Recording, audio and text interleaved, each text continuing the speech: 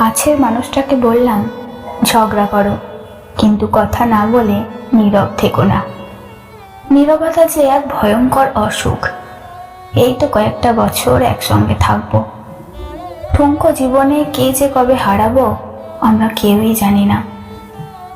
একটি মাসের মধ্যে যদি 2 দিন কথা না বলে নীরব থাকি, বছরে 24টা দিন চলে যাবে কথা না বলেই। খুব কম করেও যদি 30 বছর একসঙ্গে থাকি, হিসাবটা তাহলে 2 বছরের মতন দাঁড়ায়। জীবন থেকে 2 বছর চলে যাবে শুধু কথা না বলে। মাঝে মাঝে মন খুলে ঝগড়া চলুক। ঝগড়া মানেও কিন্তু এক প্রকার কথা বলা।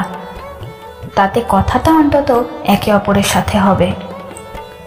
সর্ষে তেলের মতো একটা ঝাঁঝ যে কোনো ভালোবাসায় থাকা অবশ্যই দরকার। দাঁত আর জিভ যেমন একসঙ্গে থাকে ঠিক তেমনই একসঙ্গেই লেগে থাকবে। মাঝে মাঝে জিভের উপর দাঁতটাও পড়বে, সামান্য ক্ষতও হবে, কিন্তু আলাদা হয়ে নীরব থাকতে পারবে না।